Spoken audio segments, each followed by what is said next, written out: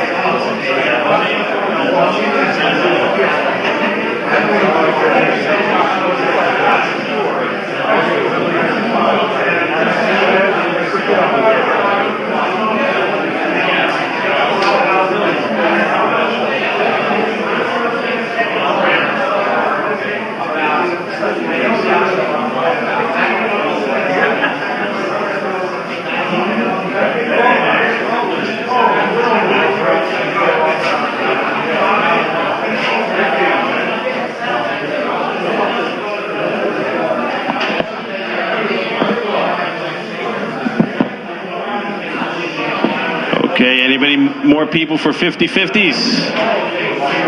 Yeah? Anybody else for 50-50s?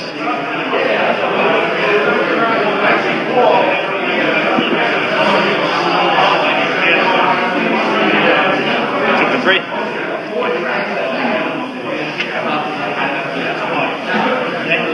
All right. There's 2. 1 more coming. There you go. There we go. Right.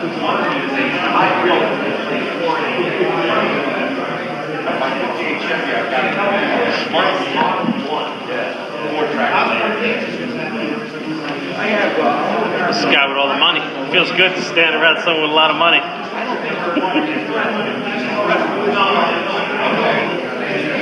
Right here.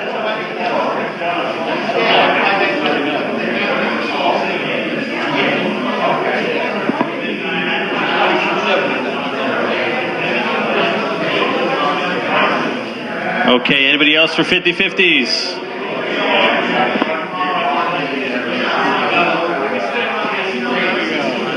Okay, Zach changing.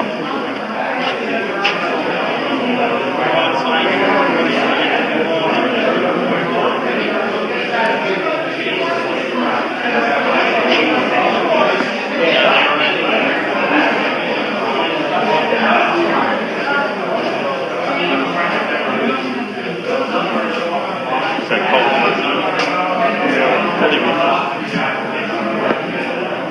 Okay, last call for 50-50s.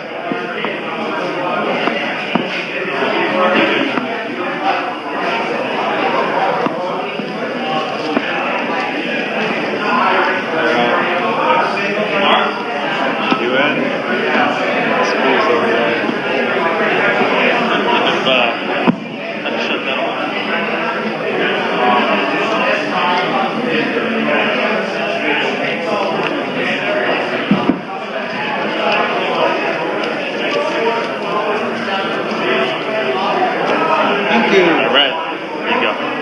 This is it here. You gonna count the money? Okay.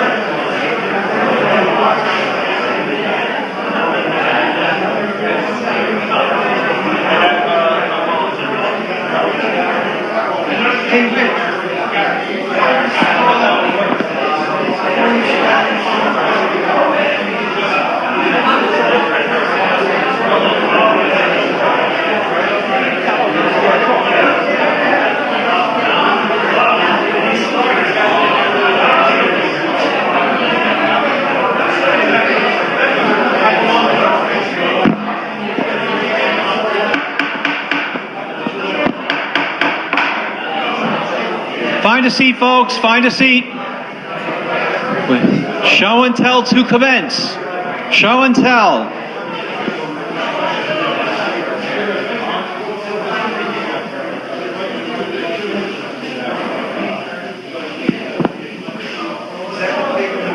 Yeah. Find a seat, guys. Find a seat. Doesn't even have to be the same seat you were sitting in before. Find a seat. Sit down.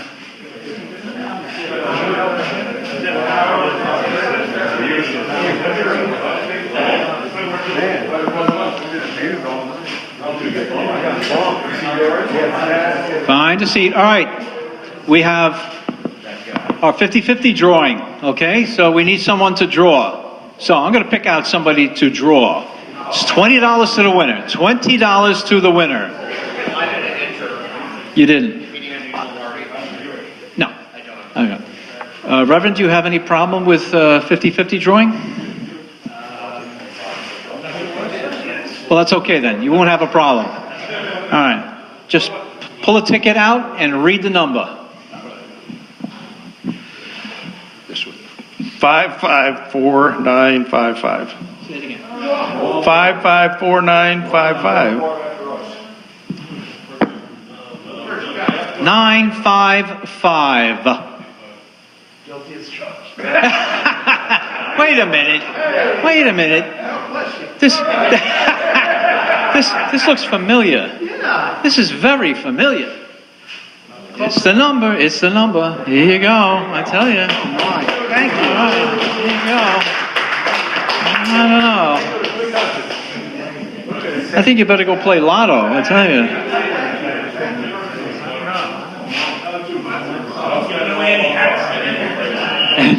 That's it. Okay. Len does it again. Does it again. I tell you.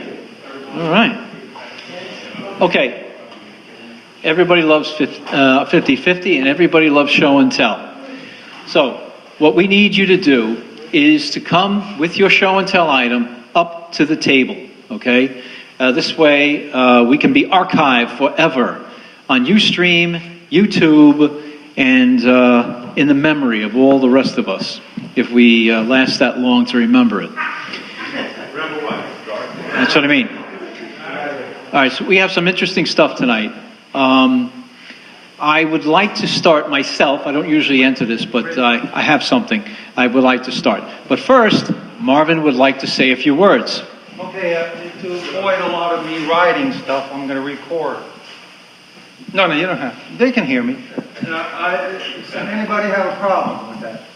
Secondly, to index it, I have to have your name, even though everybody knows it. So start with below my name is, okay, so I can index what you're saying, right? And you don't have to talk loud. This is pretty. It picks up stuff pretty well. Mark, put it over by my microphone. It's coming out of the speaker. You'll get it better. You will. Where?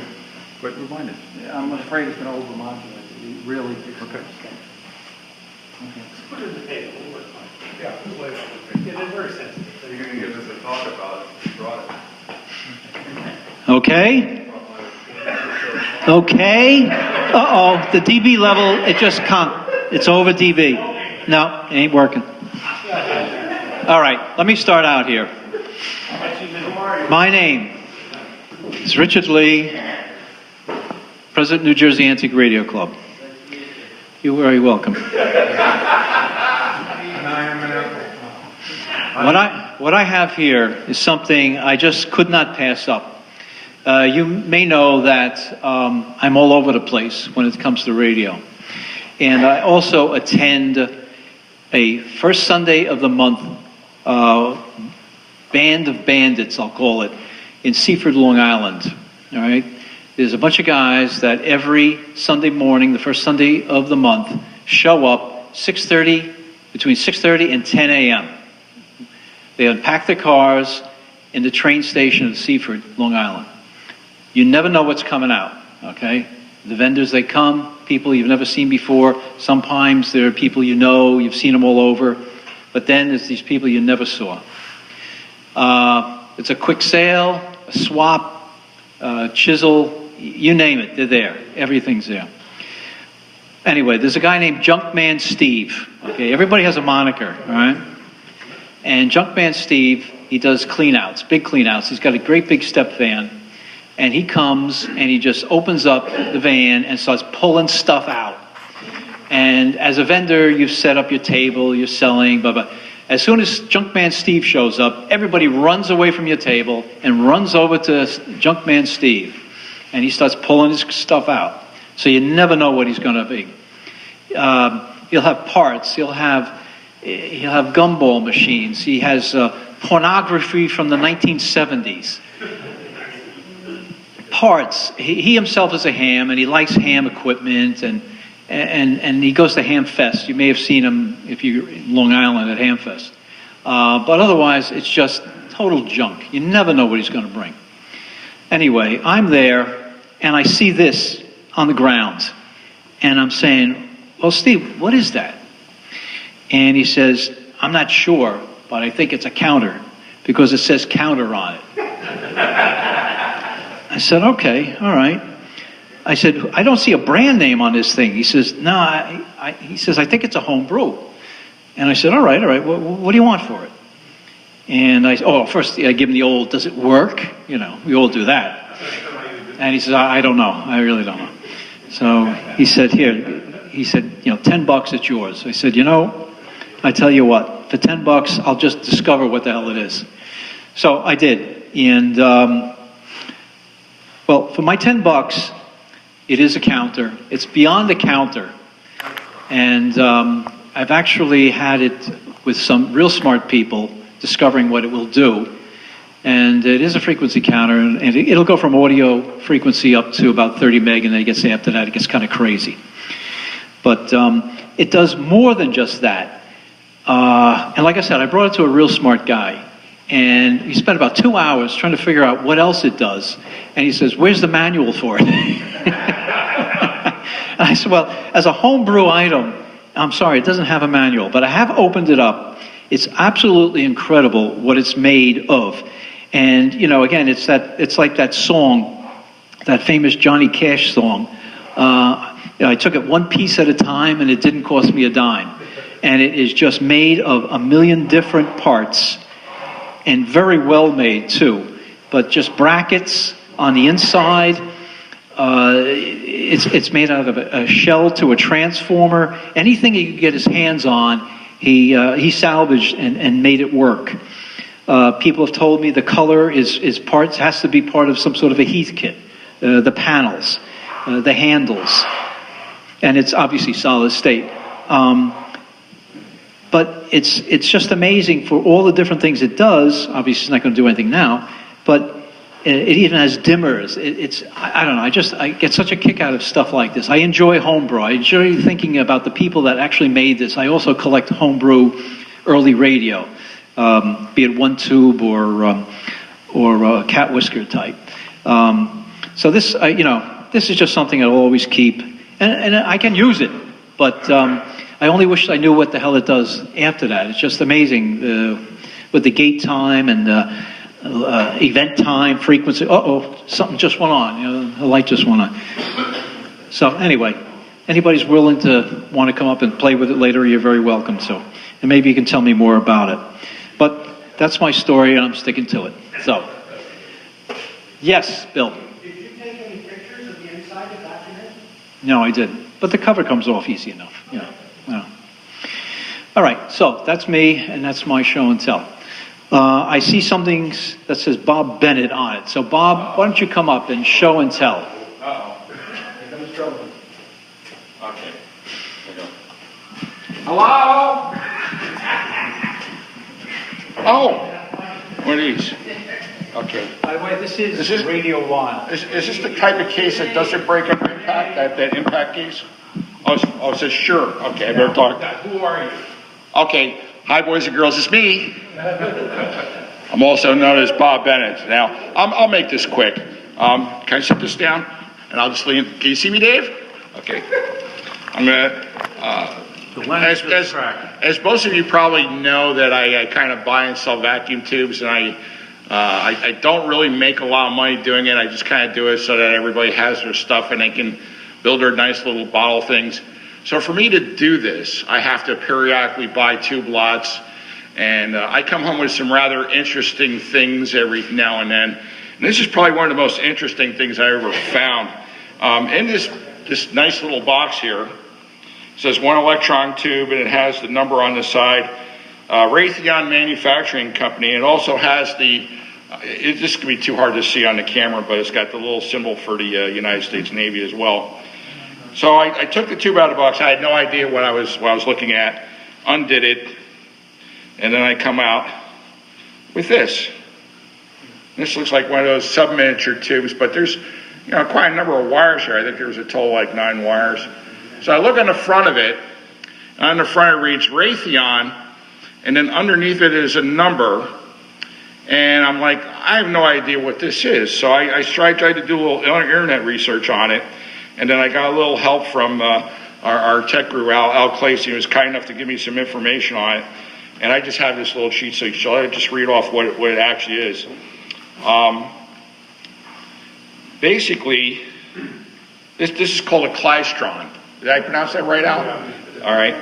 So basically what this tube does is that now there's a number of things that you could do with this tube, I found out. It was invented in 1937 by 2 brothers, Russell and Sigurd Varian, and they developed this at Stanford University. It's basically a specialized linear beam vacuum tube. And what it does is it generates or amplifies microwaves by not amplitude modulation or frequency modulation, but velocity modulation. And they use these things in like UHF transmitters and microwave transmitters. But this particular tube is a little bit different. We think what it is that it was used in those Geiger counters they used to have that you could walk around with a little silver defense tag on it. And it used one of these inside to measure the radiation. The other thing it says on here with the number, Al actually emailed me a list of the Raytheon stuff, and this is actually this is a QF491. The list that Raytheon listed on their klystrons actually started out at QK, and then very, very, very small letters on here. It has the words experimental tube. So this is actually probably a lab version or something that they did to develop when they were working on the Geiger counter. And then it also has a date on the side of the box. It was done in November 1949. So pretty obscure stuff. So that was just kind of fun learning about it. Of course, it's useless to me, but it's just fun. I'm not a tube collector, but this is kind of an interesting piece. So I just wanted to show that to everybody. So you never, like I said, it's like if Forrest Gump was a tube collector, life is just a box of tubes. You never know where you're going to find this in the box. So anyway, I just wanted to share that with everybody. Thanks, everybody.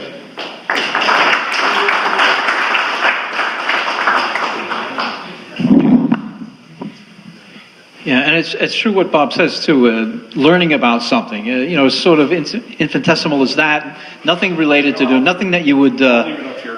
Okay. Nothing that you would use. We should all enjoy doing that, finding out something, learning. Just able to buy the thing, so it doesn't wear out the numbers on the label. Because I don't know if that thing has any value or not.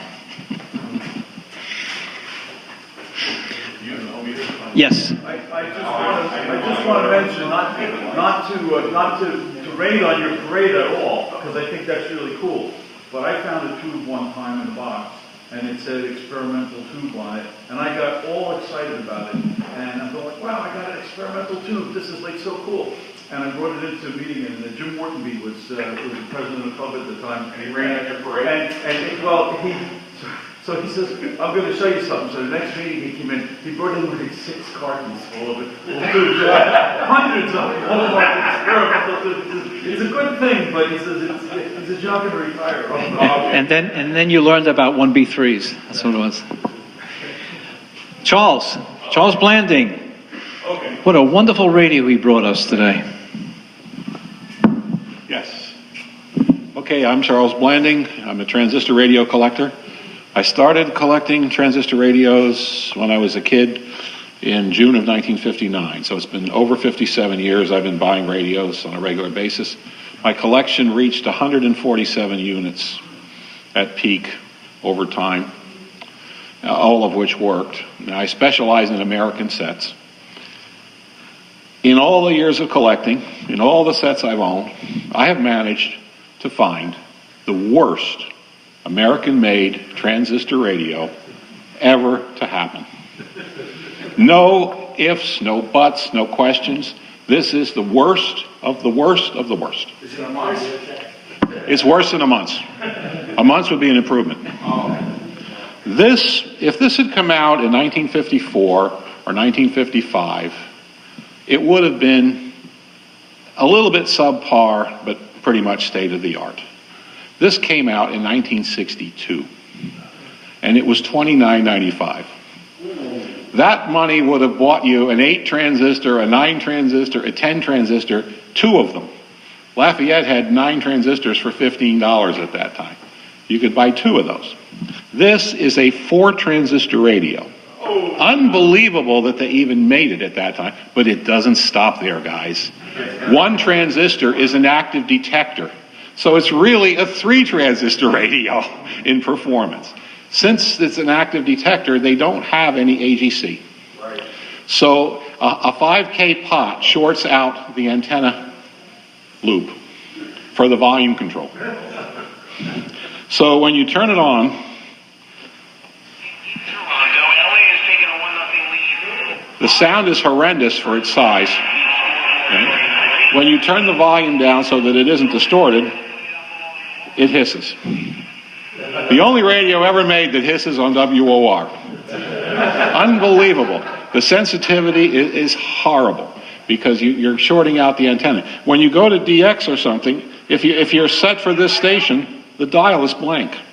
The entire dial is blank. Now you have to turn the gain all the way up to get those stations to come in. Now everything blasts. You got to turn it down again, back to the hiss. Okay, it doesn't end with the performance and the cost. It is but ugly. Instead of having a metal speaker grill, it has cheesy gold paint, which incidentally, if you use the leather case and slide it in and out a few times, the gold paint starts coming off. The peephole dial for the channel doesn't even have a little clear plastic in it. You're looking through a hole at the knob. It is unbelievable. But it doesn't stop there. It's butt ugly. It performs terrible. It's ridiculously overpriced. There's still another thing.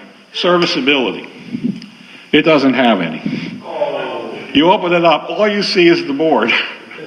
You have 1, 2, 3, 4, 5, 6 quarter-inch screws that go a ½ inch into the studs. There's no slots in them.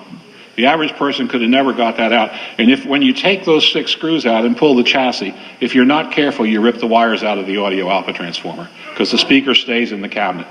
It looks like he uses an expensive battery, too. Yes, it does. So that's number 5. You pour back. Yeah, that's even worse. What? Sylvania. It's a Sylvania 4P19W. Wow. And to have that money, that radio for that money, built that poorly, it's built nicely. The board is gorgeous. It's got a gorgeous gold board.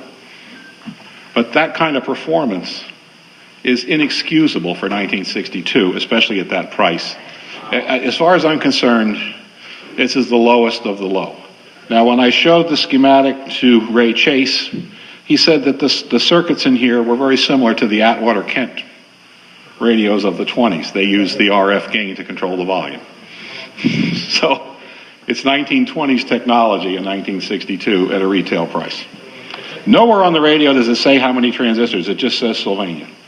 And if you open it up and look at it, you can't count the transistors. You got to take it all the way apart or get the SAMs from the model number to figure out that it only has the 4 transistors. And then if those of you are incredulous, I have a photo fact I'm going to leave up here of the schematic to show you just how poorly designed the circuit is with the volume control across the antenna. They did do a reflex circuit. And I thought, oh, good, so after the active detector, they're going to use the IF as an audio stage. But when they went through the IF as an audio stage, they did it as an emitter follower. So it has a gain of less than 1. So you put a reflex circuit in to do audio gain, and then you have a gain of less than 1 in the audio anyway. You might as well have just coupled it to the output. The whole diagram, you got to wonder what this guy was smoking when they came out with that, and how marketing got that out at that price point at that time. But yet, they're on eBay all the time. It was a popular radio for some ridiculous reason. Did you buy it in 1962? No. Actually, I saw it in 1962. One of the guys about 5 houses up from me came over with it, playing, and I said, "That's the worst sounding radio I ever heard. Let me see that." And I opened, how many transistors? It didn't say. And I opened it up, and all I saw was the board. And I said, "My God, this is incredibly bad, But so later I saw a picture of it on eBay, and I said, "That's that radio Bob had. I'm going to buy that and just analyze it." And once I got inside, I found the model number, I found the SAMs, and I said, "My God, no wonder it sounds so horrible. It's the worst circuit I've ever seen." So everybody looks at the best or the cutest or the smallest. This is just plain the worst. All right, thank you, Charles. But No, I can't duplicate that. There's nothing, I've never come up with anything worse. But you left out the best part of it, that they did use their own Sylvania transistors, though. Yes, they did. Okay. Oh, they did, yeah. Bruce, you're next. Yep.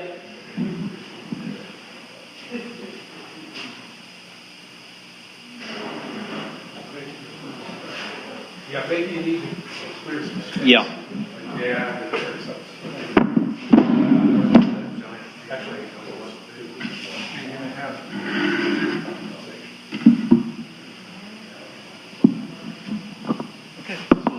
Okay, Bruce Ingram. My grandmother would have insisted on the proper pronunciation, Ingraham, but Ingram was okay. Last year, I had brought in 2 receivers in wood cases that I had built myself. This year it happened just the opposite. I was helping my neighbor clean out her garage, and she said, "Would you like to have this wooden box?" And I said, "Yeah, it looks like something I could build a radio in." And so I did.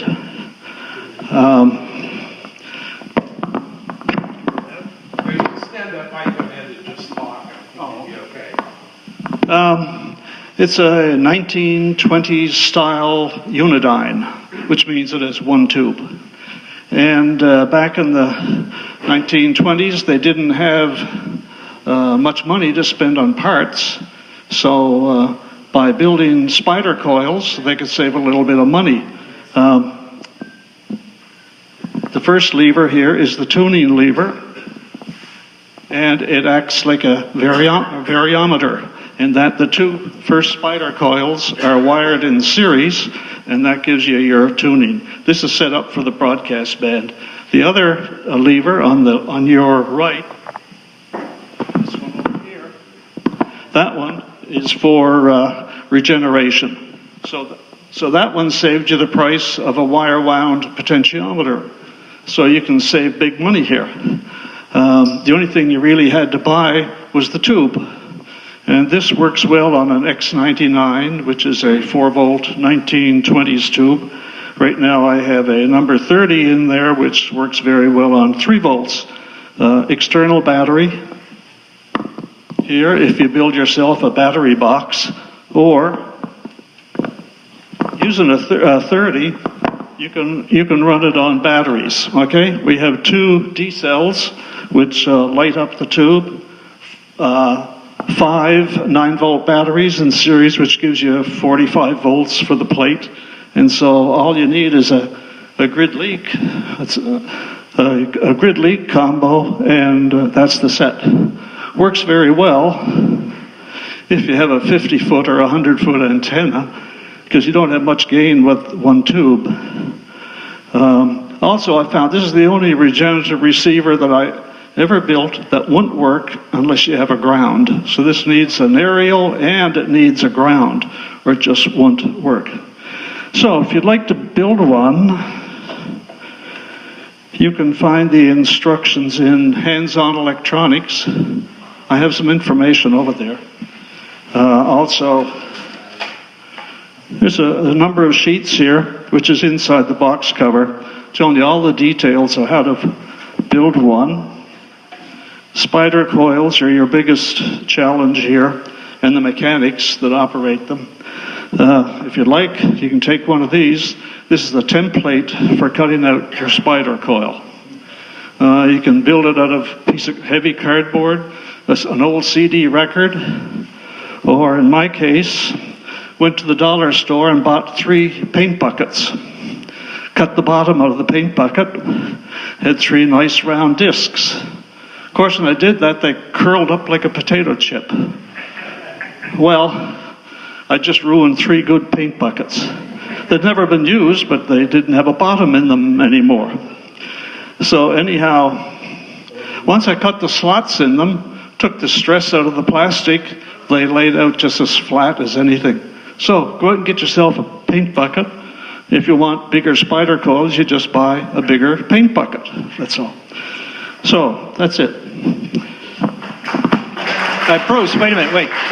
Bruce, there's going to be too many questions. It is. This is amazing. I mean, just the idea of weaving these spider coils. What time? What are we talking in hours? Not much. Oh, that goes quick. I have no idea. Really? Yeah. So how many hours in total do you think you have?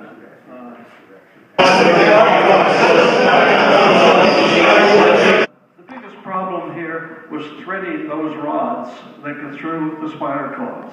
And it's trying to find enough to thread with 632, and the nuts kept stripping on the coat hanger. So my wife and I were at Home Depot, and I said, I'm going to go into the hardware.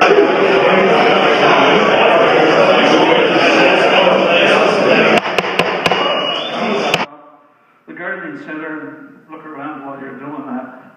And I'm coming back from the hardware section, and she's coming down the aisle, holding up, is this what you want? Find the seat, folks. Find the seat, please. To hold the flowers from falling over. It was exactly the right size, plus it was enameled, nice enamel paint on it. So that's what you got there, is a section of rod from Home Depot's gardening center. And the handles, those are bamboo. Nice thing about bamboo, these are sticks that you also stick in your garden to hold the flowers from falling over. But bamboo is hollow, and if you go down the stick, you'll find just the right section that can be threaded for 632. So, a piece of bamboo, a piece of rod from the gardening shop, and that takes the biggest problem, which is the tuning levers, okay, like that. So, if I add the time we spent at Home Depot, and the time I spent in the paint shop buying the paint buckets, maybe 16 hours, I don't know, something like that. Bruce? Right, very impressive, Bruce. Yes. There's a company, I think they're a Japanese company, they sell that exact, basically same radio as a kit. I think it's $259. How does that compare to the Well, I'll take bids starting at $300. I'll just show you quickly.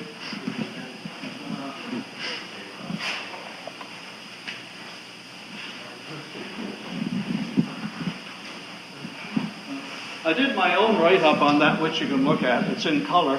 You want it in black and white, you can go back to Australia Electronics in 1981, I think it was, and you can find it online. That's all the instructions online for building it. Or if you go to the American Museum page, which is all the magazines from forever, Hands-On Electronics, fall issue of 19. I'll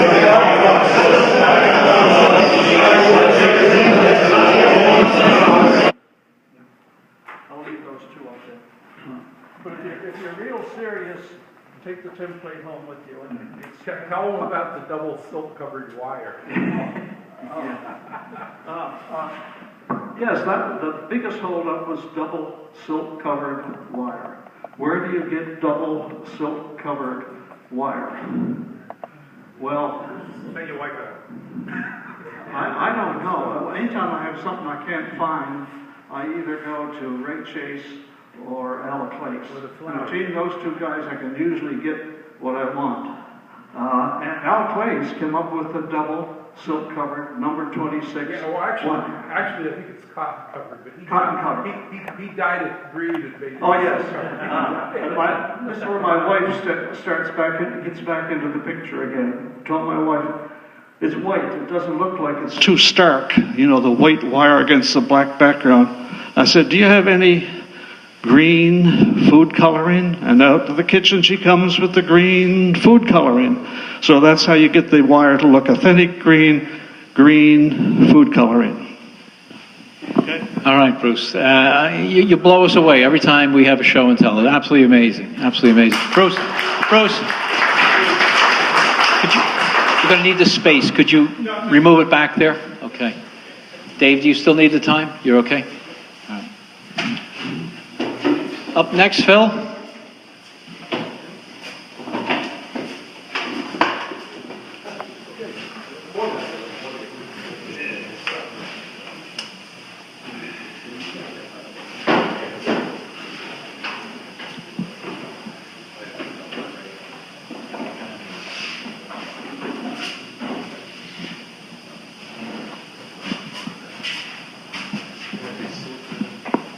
Oh boy, this looks familiar.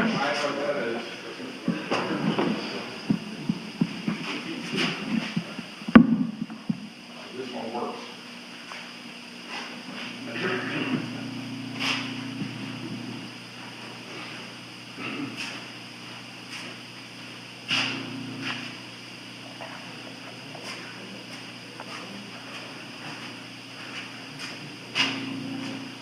You say you like a story along with the items, so this Sony radio I bought in 1966 for $100. I was working at a candy store at the time, so I saved my pennies and had to have this radio. And it's AM, FM, and shortwave, and it really was a nice performer.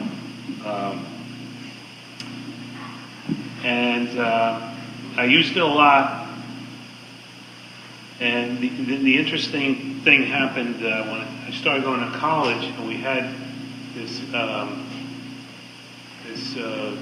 class where you would build things. So it's an electronics class, and I said, well, I'm going to bring in my radio so we can have some music in this class, because we're all just building things, right?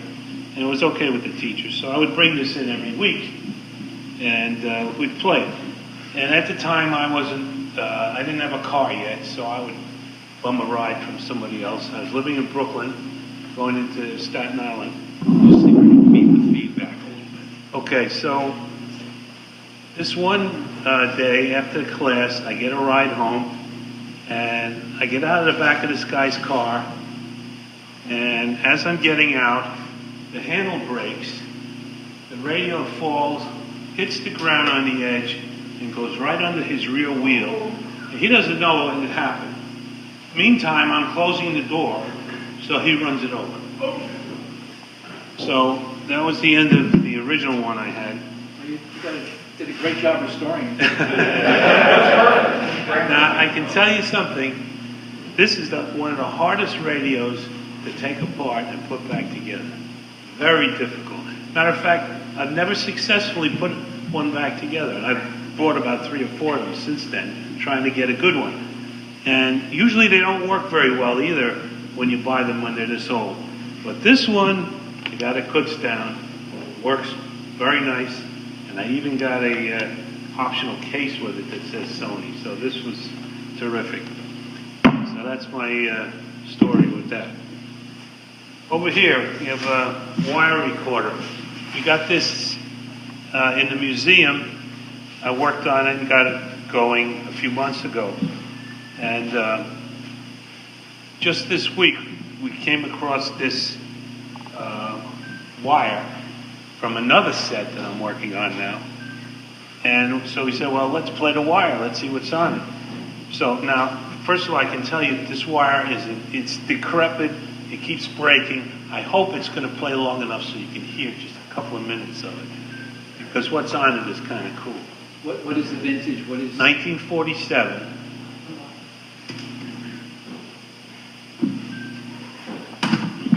Yesterday with it. Didn't want to let anybody know. So Tommy Hendrick is patrolling the sun field and left, and Al Park is out in right field in place of Larry Barba, for whom he pinch hit and pinch hit safe into Madison Center. Now the 2-2 fires in second, and mixes it on with the single center, and that's the first hit the Dodgers have gotten off Joe Page since he came on relief in the fifth inning. This is the 47 World Series, Game 7. 13 men in a row. 9th inning. And that's the seventh. Dodgers and Yankees. Yankees. The ball game. That's Mel Allen. Page had faced 13 men and got them all out when he came on to relieve Bevins. After Bevins had been removed for a pinch hitter. And now Bruce Edwards is up, and the pitch to the right-hand batter. Low outside, ball one. One pitch to go. One ball, no strikes. And these Dodgers are still lashing back. One ball, no strikes. Mixes on at first base with a low line single to center. Page has the stretch, throws, Edwards swings and smacks one out towards short. Rizzuto up with it over to stern right for one. Back to McQueen, a double play, and the Yankees are champions.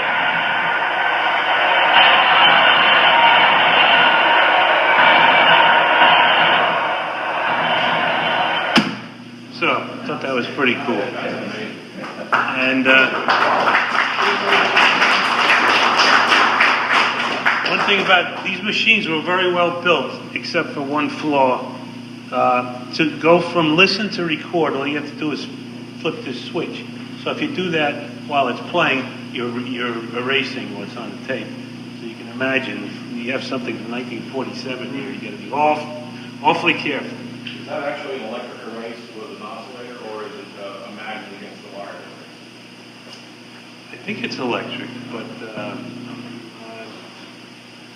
I was really looking for that when we had it apart. But yeah, there's a bias oscillator. So yeah, it's electric erase. And then this model has a counter, and the earlier ones did. What makes this? What's the brand? Webster Chicago, which later became Webcor. And these machines were only popular for a few years in the 40s. And then when magnetic tape came out, that blew it away. And when these things get tangled up, you cannot fix them. It is almost impossible to fix them. We've spent hours trying to untangle them, and you have to give up. So that's why now I'm going to have to record this, because I don't know how many more times it'll play. So Any idea how much they cost in 47? no, anybody have an idea? $147, $149. Yeah, Lenny really got interested in this, and he went out and got his own machine, and he's got it working now too. So, any questions? Yeah. Dan. That's really cool, but not really a question. The comment 1947 is significant because that was Jackie Robinson's rookie year. It's on the Dodgers. It's not mentioned in that little brief. He broke the color barrier that year. That's right. Yeah, it has the 8th and the 9th inning. He's not mentioned. But I was a Dodger fan back when I was a kid. Couldn't believe they left us in California. Darren. A couple of things. First, the machine actually does not have an erase in it. All it has is a record and play circuit. Now, you record over the record tape out of 3 over the wire. You will still hear, you know, the new recording, no power and the magnetism of the last, but you'll still hear it. They made, and they are exceedingly rare, a little triangular red device that had a permanent magnet in it that you drop on the guide pin ahead of the head, and you would fast forward and rewind the tape over and you erase the wire, and you erase the wire.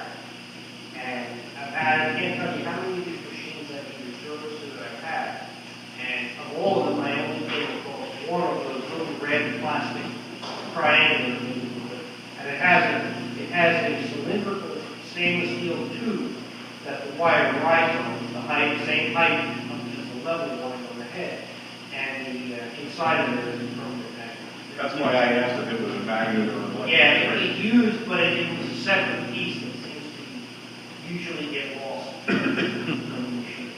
And Phil, that wire is made out of stainless steel, so if it's not kinked, it's not going to wear out. You'd be able to play that 100 times unless you kink it, and then you end up with. How do you not kink it though? Well, once it's running through the machine, it's pretty reliable. It's when it's not in the machine, when it's in your hands, that's when you throw it out. It seems to go bad when you rewind it. It really gets up to a very high speed, and then if it lets go, we've even had the wire go inside the machine, which is a nightmare. I can understand why they didn't last long. What we deal with that wire is, imagine you pick up a piece of metal, even if it's stainless steel, chrome and stainless steel makes it better. But if you bend the same piece back and forth, it gets what they call work hardened. The carbon starts collecting it to the point where you keep doing it, and constantly from being bent on the machine back and forth and back and forth, the wire actually becomes a work hardened, and that's why it starts breaking. That's why it gets quote unquote further, because it takes a lot to do that. Well, they must have played this tape a lot, because like I say, just coming in here tonight, trying to play it, it broke 3 times, so I'm glad it worked. How do you fix it when it breaks? Just twist it together? Oh, it's real high tech. You make a square now.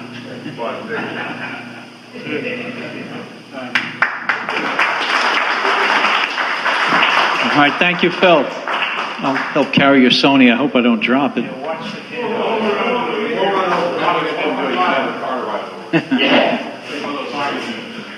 All right, who do we have next? Who's next in the queue? No, who is up here? Looks like Mark. Who's the little case? What about the bag, the radio? No, I figured. Oh, okay, all right. Okay, Marv, come on. Somebody take over for the photographs for Marv, please.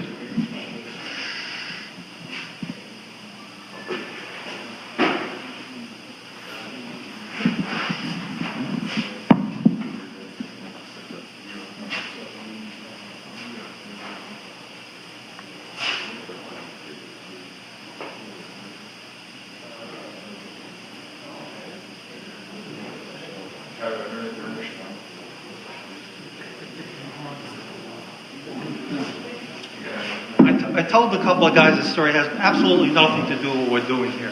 Who are you? But I got a lift from Marshall here tonight. Before I try to pick her up, I was checking the oil in my truck. So I take out the dipstick. Yeah, it's good level. And then trying to put the dipstick back, and you know the tube that it's going there, I can't find it. So I'm looking and I'm looking and I'm looking. I said, it must, and it was a sunny day, but the shade was, such that it was hard to see in there, and I didn't really have a good flashlight. So I tell you the truth, I was so PO'd. I spent close to probably 45 minutes to an hour trying to find the damn rod that the dipstick goes in. So the guy I bought the truck from was in Virginia because he was taking his grandson home. And I called him up, I said, hey Ed, I told him the story. I said, I can't find the tube. He says, you idiot, look on the dipstick. So I said, what are you talking about? I said, just go out and look on the dipstick. And sure enough, I go out there, and the tube had broken off, stayed on the dipstick, and came off with the dipstick. And I didn't even notice it. So I wasted an hour. My back's killing me from bending over that damn truck, trying to find where to put the thing. So I'll tell you, the obvious is sometimes beyond. Anyway, we used to have a very talented woodworker in the club. His name was Bernie Gindorf. You got the hammer? Okay. And he made a lot of nice things for the club. And he donated them. I mean, and one of them is our canocker. And if anybody ever looked at this thing, it's a hammer. It looks like a hammer, but it's got 2 vacuum tubes on it. And it's they're made out of wood. And he's got 80s on it. Take a closer look. On the handle too. Yeah, the handle. Look, it's got a resistor on it. So he used to make all these kind of things, and he used to give them to guys. Phil, then he used to make these statues out of tubes. And Phil got one, and it was Mr. 45. It was really neat. It was a guy with a record player and a record. So one day he surprised me, and he made this really cool one. It's got my name on it, Marv Bieferman, and it's got a guy, if you can see it, you get a closer look at it later, and he's got glasses on just like me, and he's working on a podium, and it's got the New Jersey broadcaster and antique radio right on it. And I really cherish it. It's really cool. He must have spent a lot of time on it, and it's kind of and he made a lot of these. I don't know where he is now. I mean, he used to live in Lakewood, but one of these days we'll show you a couple of. What? He passed away about a year ago. Oh, did he really? You knew him? Yeah, I did. Oh, I'm sorry to hear that. I wish I could have made contact with him again. So that's even nicer to have these little mementos. There's a couple more lying around. Phil's got one. There might be a couple more guys that got. And he just did it out of the goodness of his heart.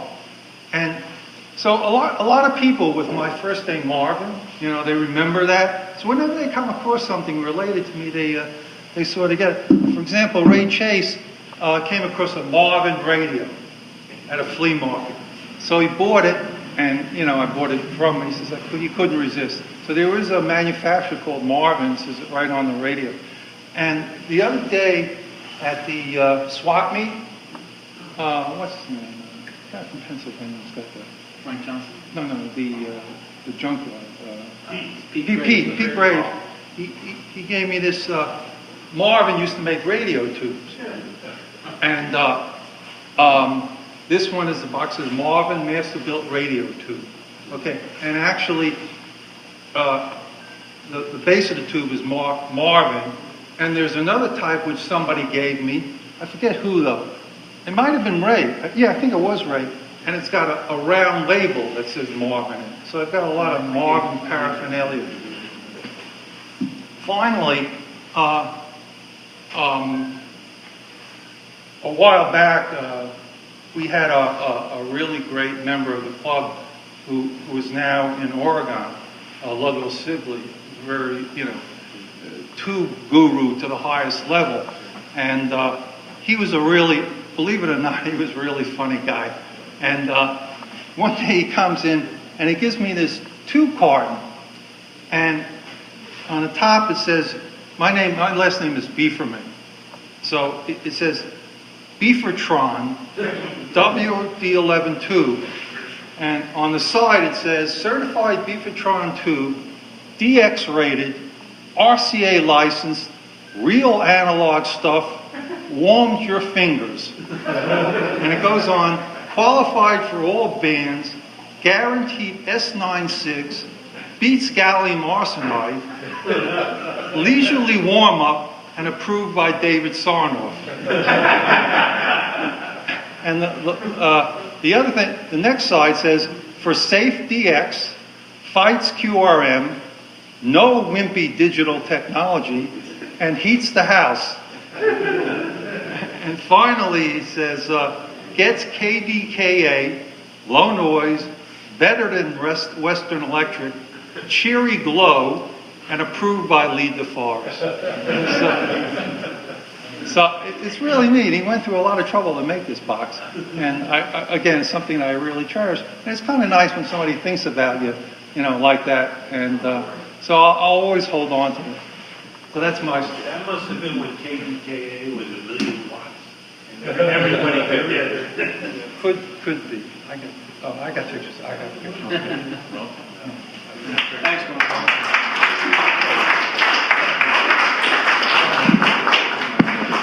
Who is next? Uh-oh. Well, and it just came to my mind as soon as I saw the DX Master come up. It is that time of year, guys. It's getting chilly. It's almost a full moon, nice clear night. It's time for DX. Get it out there. Get your radios out there. We're going to be having our contest in January. It doesn't mean you can't start now and practice. Everybody loves DX. And if you don't like it, I don't know why you're in this club, because everybody loves it.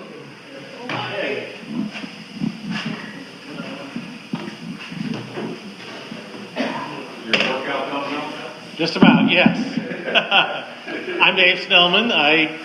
I do like to DX. I also like to collect radios that have multi-bands. And this particular one I'll start out with is made in Germany by Nordmandy. If you read the broadcaster 2 months ago, you saw a little article I wrote about the Braun. So I thought I'd bring two of the contemporaries of the Braun. This particular Nordmandy I got at Sussex County Hamfest almost 20 years ago. It's a great radio. It's a long wave, broadcast band, shortwave, and FM. And actually,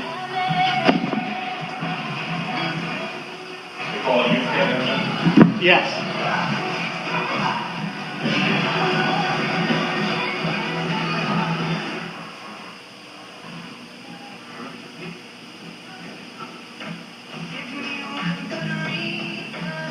I don't know the stations around here, but it does work. It does actually have lights. If you push this button, the base, the light will come on, and you can check the batteries by pressing the treble control. It's single conversion. It was built at the same time the Braun was. The Braun had a list price of about $495 in this country. This one is advertised in Allied Radio Shack catalogs and Lafayette catalogs of the era for about $170, $160, $170. But it's a great performing radio. The only thing I did to it, when I got it, the antenna, I could fold it down, but it couldn't go down into the case. So I got a junker, replaced the antenna, and it's flawless now. And like I said, I've had it for 20 years. I've used it. The only thing I had to do was put batteries in it. And it's still working. The other set that I brought is a Grundig. And what's unique about this set, actually I think the ceiling here is tall enough that the antenna will go up. This is the first of their satellite series of radios. This is from these both radios are from 1964-65 year. This set has multiple shortwave bands that you can figure out which band you want, but you don't have any calibration. So you're kind of stuck to remember where the station was. It's also not full coverage. So it's only sections or bands of the shortwave spectrum. Where this one is a full spectrum radio. Again, it's long wave, medium wave, FM, shortwave, as I said, with full coverage. This set I got on eBay, and it also, in this era, you can have the full coverage here, and you have a little fine tuning control, but they also break out 7 or 8 different segments of the shortwave spectrum. And you can control that by a little turret tuner here. And this set, again, also does work.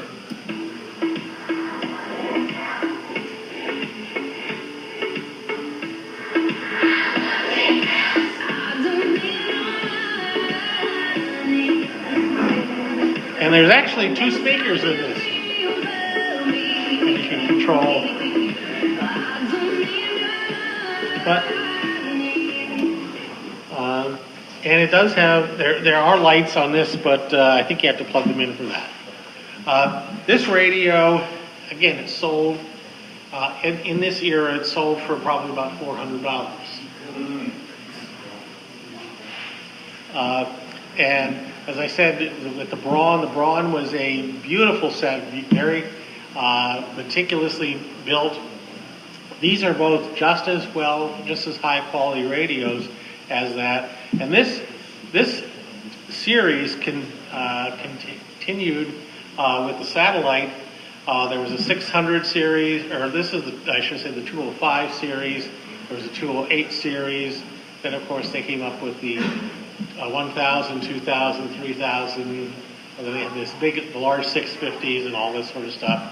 And finally, they still make the Zenith, or not the Zenith, the Grundig satellites to this day, but they're not made in Germany anymore. They're made in China. So the legacy of these, if you can find these in good shape, they're great sounding radios. And you will get, you carry this to the beach, but you will get some exercise. And it is kind of, I like to say I want to carry or collect radios that I can carry with one hand. And this is like pushing the limit just about. That's a wooden case. These are both wooden case radios, vinyl covered wooden cases. That's why they sound. Yes. And, yep, and this will work. This does, I don't have the AC adapter in this one. And this one takes an external AC adapter. But this radio also, you could buy an option to mount this in your car. The antenna, of course, would be down. And no, you had a special connector, and it would go into the back of, and it would connect through this connector here.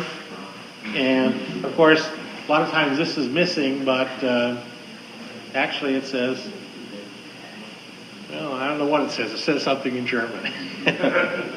But that covers it up, so it is waterproof at that point. But these are just two additional radios that I've collected over the years. I usually bring Sonys or something along with me, but I thought I'd bring something to augment the article I did on the Braun. Yes? Any idea when Grundig stopped producing the radios in Germany? It was probably into the 90s. The last one, they weren't produced in Germany, but they were produced at the Grundig plant in Portugal. The last one that was produced at that plant was the Grundig Satellite 700. So, any other questions?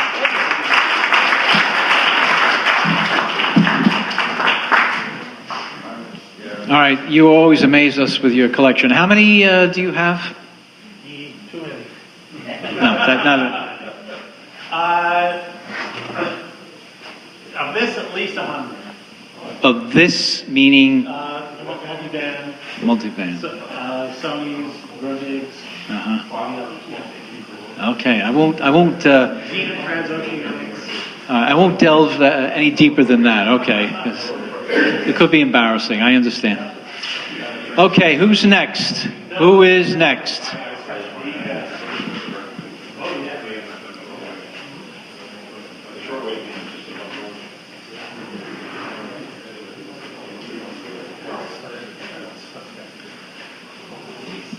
Okay, looks like Ray Chase is next.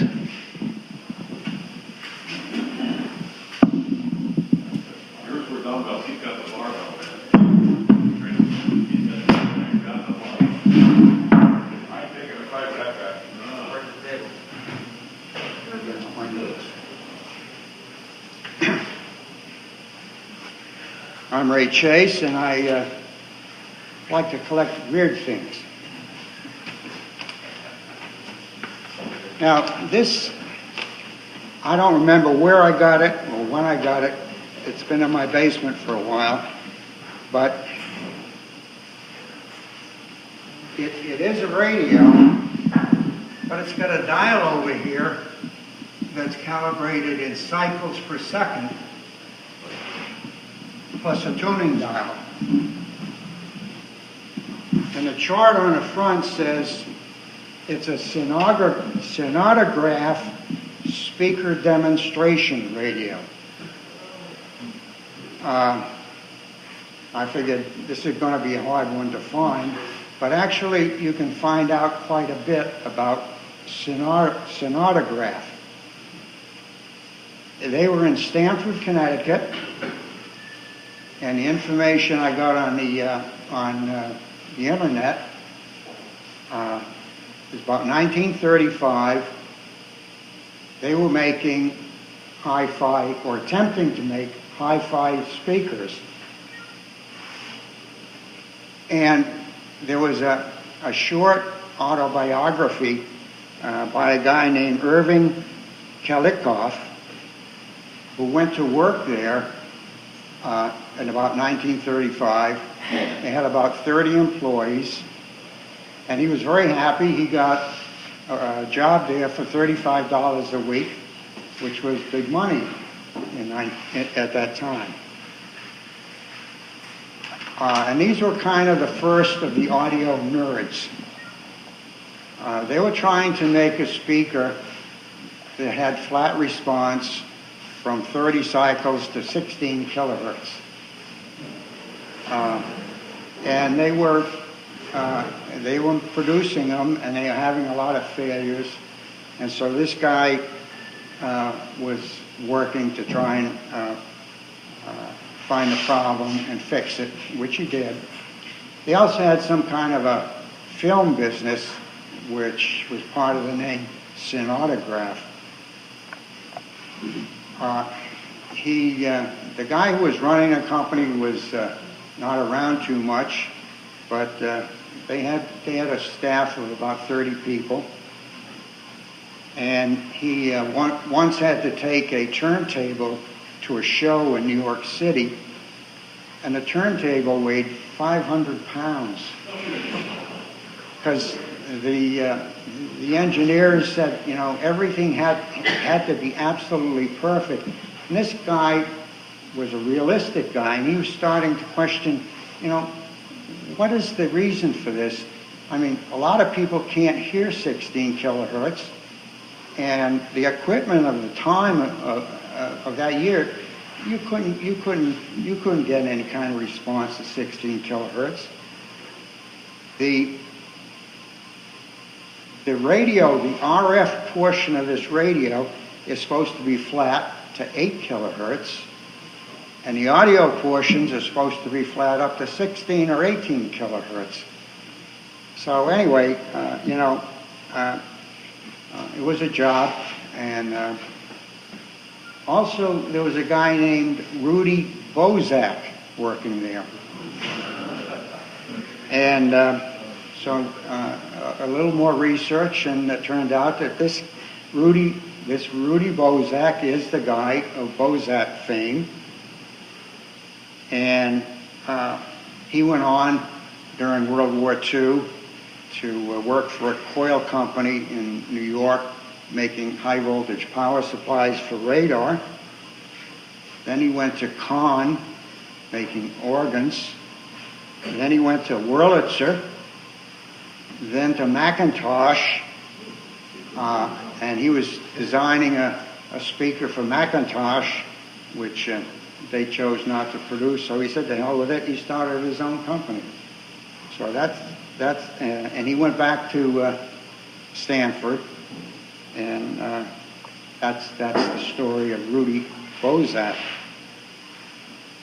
But back to Sonograph, this guy who was telling this story, Irving, came in to work one day. In the meantime, they had gotten a contract to supply speakers to the 1939 World's Fair. And they made 8 27-inch speakers with 450-pound field coils. And I guess they worked really well, so God knows where they are today. But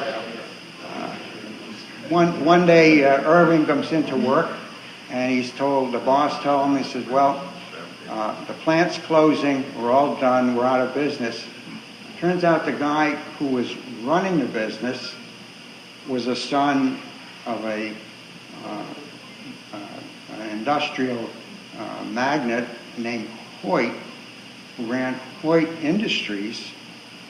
And the father said, okay, you've been playing with this company for a couple of years, you've got a lot of experience, now it's time to come and take over my conglomerate. So this was just a learning experience, a plaything. But it turns out there's quite a bit of information on sonograph speakers, and that's sonograph with a C, because they are really, really desired by hi-fi guys. So the time they were in business, they made really good speakers, but I guess they are really hard to find now. But what is this radio? The little tag on front says it's a speaker demonstration unit. Now, it's strictly handmade, one of a kind, I'm quite sure. It's a TRF. It's got a 6-gang capacitor, but I think they're only using about 3 sections of it. They've got 3 6D6s as RF amplifiers, and then the detector is an 84. They're using an 84 as a full wave detector. And then they've got some audio circuits. It doesn't have any power amplifiers, so it was meant to be a tuner to drive some kind of an amplifier. But it's also got a very complicated BFO. And that's what this dial is. So when you tune the BFO, you can read frequency in cycles per second off this dial. So one of these years, maybe I'll get enough time to dig out trace out the circuit and see what the heck it really is. I'll bet it's a signal generator as well as the radio. Well, that could be. That could very well be. Yeah, because that BFO deal was the only way to get a nice, clean sine wave across the whole. Yeah, show how high frequency speak well in my. Because otherwise, what would be the point of having a BFO? No, of course not. So, but it does say it does indicate that it's a BFO. Yeah. And but this guy Irving, I don't know whatever happened to him, but all the way through this, he's questioning, what are these guys doing? They're crazy. So I consider this the beginning of audio foolery. These are guys who are saying they have to have a 500-pound turntable and they have to have frequency response that nobody can understand. And this guy is saying, well, it doesn't make a lot of sense. But anyway, this is a kind of a interesting piece, and I wish I could spend more time with it. I do have some pictures of the undersides of it. There is this tuning dial tunes the main tuning capacitor, and then underneath the chassis there's another series, a 3-gang capacitor, which is also tuned by this tuning dial. Very strange. Maybe variable coupling trying to. It could be. There's a whole bunch of coil cans as well. But it's clearly homemade, and it's very interesting reading the history of sonograph and the birth of hi-fi and Rudy Bozak. So that's what I have to offer.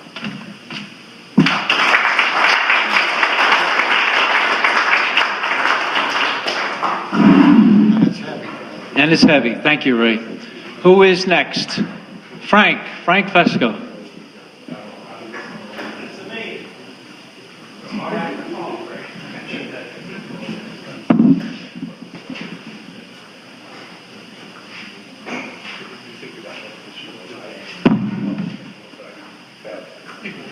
Now, this is not a Grundig, obviously, but when you collect for a long time, you go back to your origins.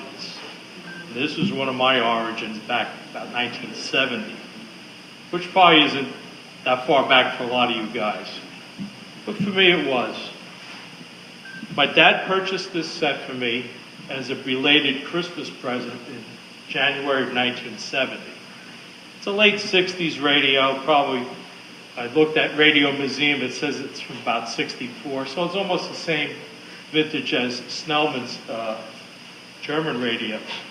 It's a Tokyo set, Tokyo Radio Transistor Limited, and they used the American name Candle. It's 5 bands, 18 transistor. Yes, it still works. 42 in Garden City, 42 Mainwood. Pretty good sound on it. And this was like the cornerstone of my collection, because I started collecting radios probably when I was like 10, 11 years old. I just didn't realize I was collecting. This was the first solid-state multi-band radio I had. Before this, I had a Zenith, but it wasn't a transoceanic. It was called the Meridian, which was the poor man's transoceanic, because at the time when it came out in 53, 54, that was probably about $60 to $100, where the TOs were almost 200. This one, my father bought it in New York City at a lot of the camera shops used to sell electronics, discount electronics. Usually a lot of what we call Japo Crapo stuff, and worse, the Hong Kong stuff back in those days. This, I think, was probably like maybe $80 radio list. Probably, I think my father got for like $45 in the city, because this was already old electronics by 1970. And how I got the radio was I shamed my father into getting it for me, because what had happened the previous summer of '69, I had to go to summer school. So I had to go to summer school. The rest of the family went down the Jersey Shore. And of course they went and played on the stands, to win something. So my father won me a radio. And it was a real tone or something, 2 or 3 bands. And he couldn't get it to work right. So he tried to go back to the stand. Hey, this is a piece of crap. The guy gave him a worse radio. It was a Lasonic. It was a Lasonic. 9 transistors. As soon as you turned it on, it hissed. So it was almost as bad as the Sylvania. And so I kept, hammering my father. He should have kept the real tone. It was better than the Lasonic, My father didn't know nothing about radios, but what attracted him to this radio was, first of all, are fewer people was that it lit up. And when you changed the bands, the lights would go. So, it had that hook. Plus it was hefty, because it had the die-cast front. And it is masonite. It's not real wood, but it's the FM, yep. 5 band. It has AM, Marine band, shortwave FM, and the VHF police band, which was very unstable in this thing. But the FM, worked pretty decent. But down here, Plus another thing that was pretty cute about this, it had like close to a 4-foot antenna on this thing. And I used to carry the radio around a lot when I was a kid. So one of my jobs in the house was go walk the dog. So picture you walking the dog with this big antenna, and the dog pulls your arm into the wall and breaks half the antenna off. So it took me a while to find one to replace the original. And actually the original had got replaced by the antenna from the Zenith L507. But, it didn't quite fit right. But it's a decent set. It's the one of the cornerstones of my collection, and I figure I'll bring it out for a ride. Thank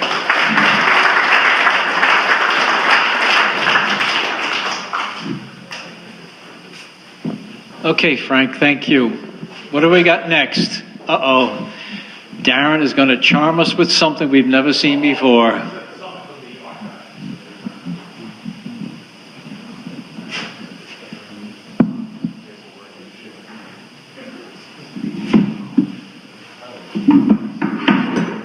see Zukowski over there. He's Well, eyeing it all up. right. So I actually brought 2 items for you tonight. My name, yeah, I forgot that. What is it? My name is Darren Hoffman. I'm from Jackson, New Jersey, right down the road. I brought 2 items with me tonight, and the story starts at the Sussex County Hamfest. So I went to the Sussex County Hamfest, and I bought a 100-foot roll of 12-tube BX cable because somebody had it there for $40, and that's pretty cheap for a 100-foot roll of 12.3 actually. Except they use MC cable now. So I needed it for my shop. So I'm walking around, and this is getting kind of heavy, and it's pretty hot. So I'm walking. There's a guy selling some 2 Altec amplifiers. I see this older, strange kind of guy walk up to him and said, "Oh, the old Altec amplifiers." He's like, "Do you buy those things too?" And the guy's, "Well, if they have tubes in them," and he's hemming and hawing. So the guy gives him his phone number, and as he walks away, I stopped him and I said, "Well, I buy them." I said, "Whether they have tubes or not," I said, "I'm interested in what you have." So we talked for a minute. I gave him my phone number. I didn't hear anything.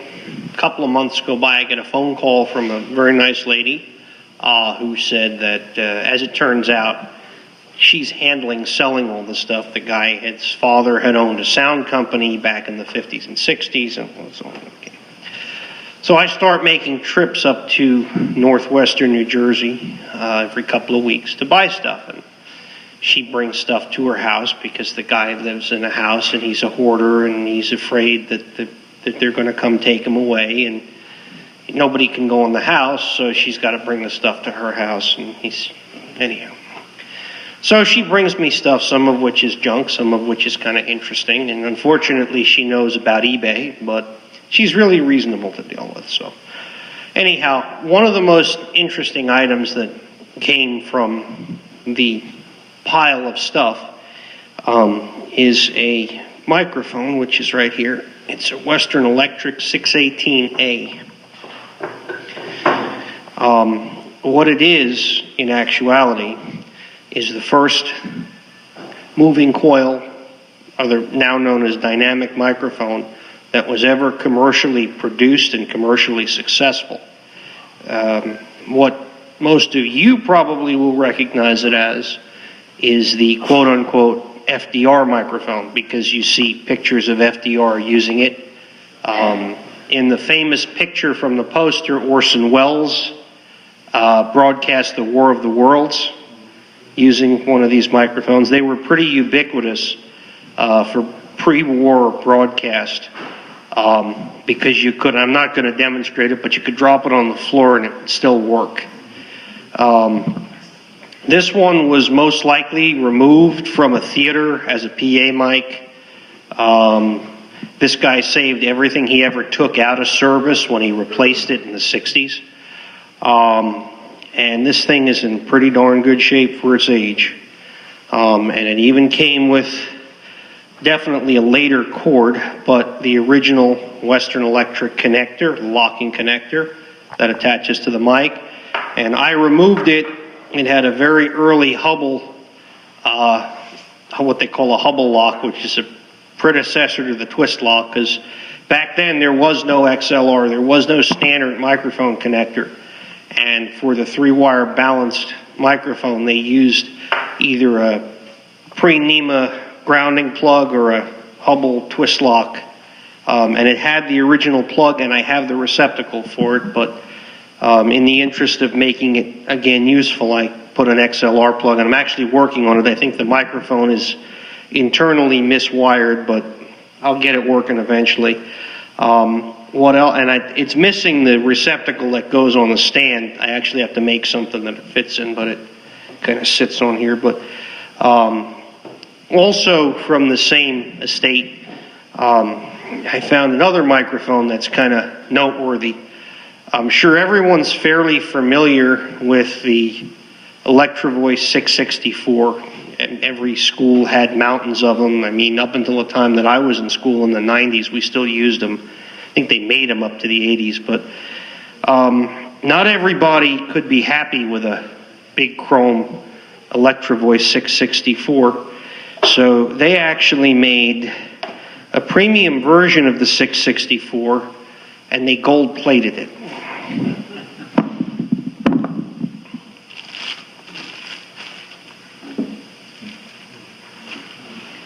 So here, brand new in the original package, is a gold-plated Electrovoice 664 for those very special events, or maybe an Italian wedding or something along those lines.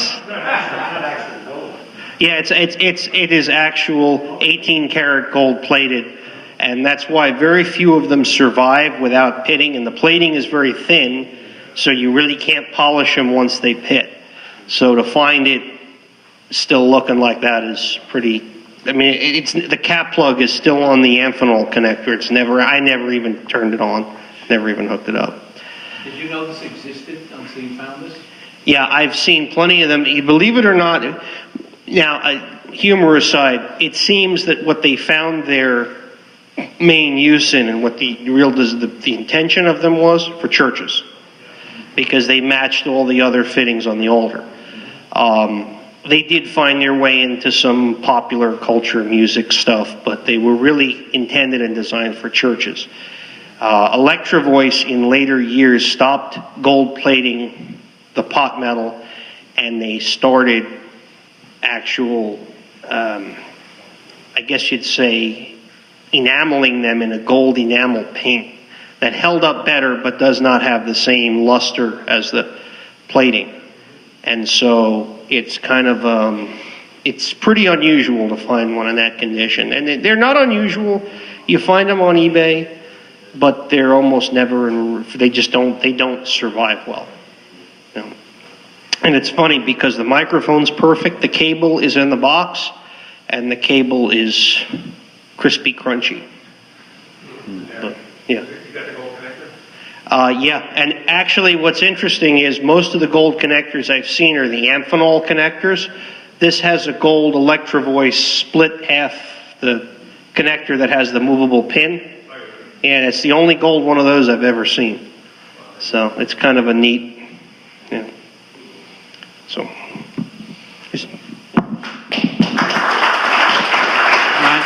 thank you, Darren. As usual, you bedazzle us with your finds, that's for sure. Steve, you got something for us? All right.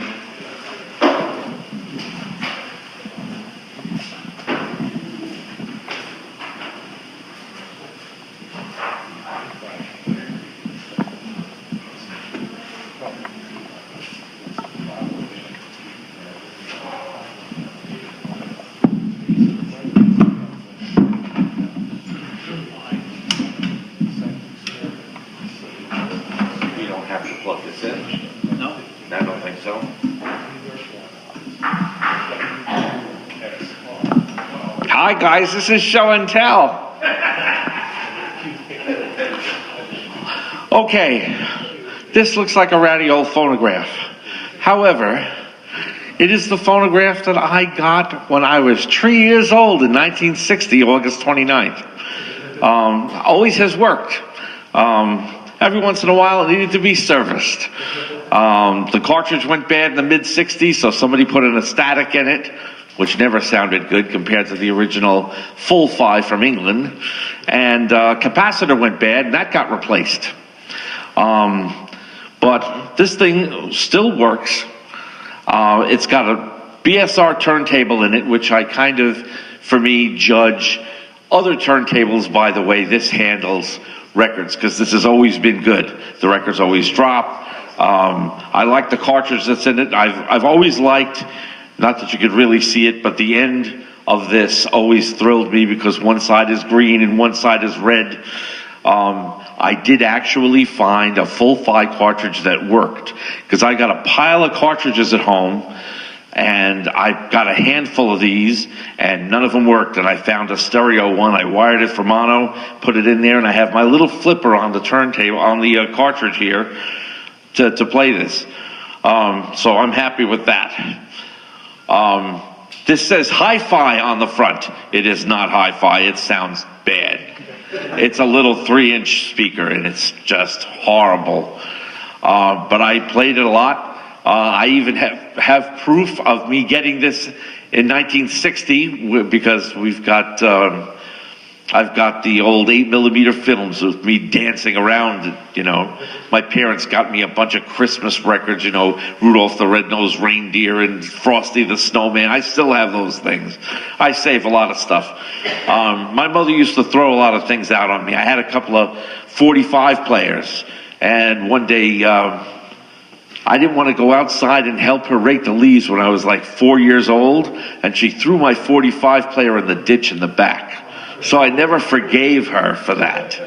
And still, you know, she's been dead for 50 years, and I still never forgave her for that. Never throw away my stereo equipment, never mess with it because I will get mad. But, okay, this is kind of worn out. I'm a little afraid of washing this because I think I tried it in one place and some of the stuff was coming off. It's a bit for wear, but you know, it is the original thing that I've had since 1960. I found a couple of other ones like this that were stereo that are up in my attic now that needed just a little bit of work, and they look a lot like this thing. So I said, oh, I need more of these. I don't know why, but I have a whole attic full of phonographs and tape recorders. That's my thing. I'm not a radio guy, unfortunately. And there's not much to listen to on the radio now. So, I play records. I have about 7,000 45s. And some of them haven't been put away. So, you can imagine what my living room looks like. But anyway, that's pretty much it. This thing still works. Did I say where I was from and my name? I didn't. Okay, my name is Steve Caledra. I live in New Milford. I've grown up in the same house, and I still sleep in the same bedroom, although it gets vacuumed once in a while. But that's it. Oh, John, you have something? What date? It is a Westinghouse. As a matter of fact, interestingly enough, I think I bought off of Phil a little 45 changer that said Westinghouse that looked a lot like this except miniature. I fixed that up. That's got a little white tone arm on it and stuff. What's the output do? I think it's a 50 EH5 and a 35 W4 in here. The cap got replaced once. When it scared the heck out of me. I turned it on one day and it hummed. And so my father sent it to this place called Parts Unlimited. We used to go in there all the time and get stuff fixed. So that's pretty much it, and I thank you very much.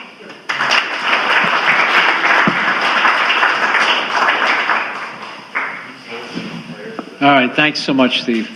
Really appreciate all your mementos. Did this one have legs also? No. No? Didn't have the spindly legs? No? Okay. My parents would have bought me a Zenith or Okay, is that it of the show and tell? All right, I guess so.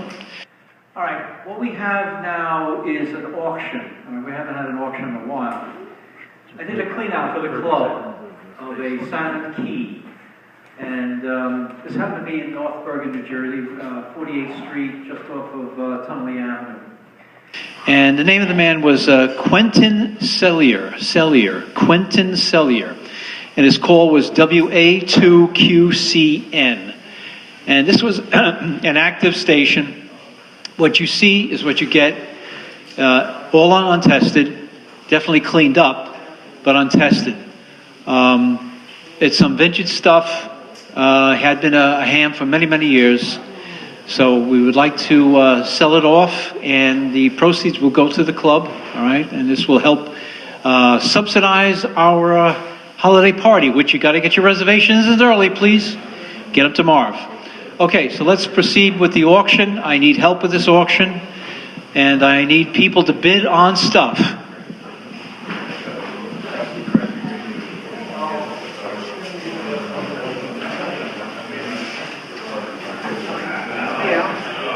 All this talk about tunes, remind me about that. I sent an email regarding that, there's about 15, 81.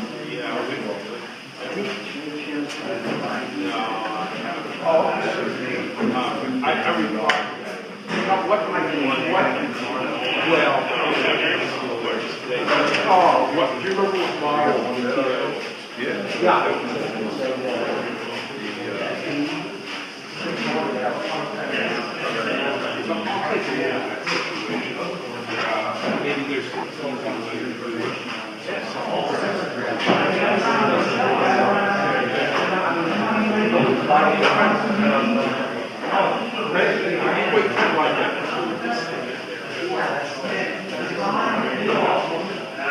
Hey, Marvin.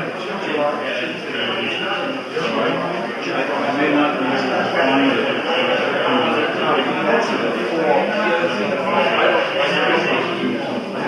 Okay.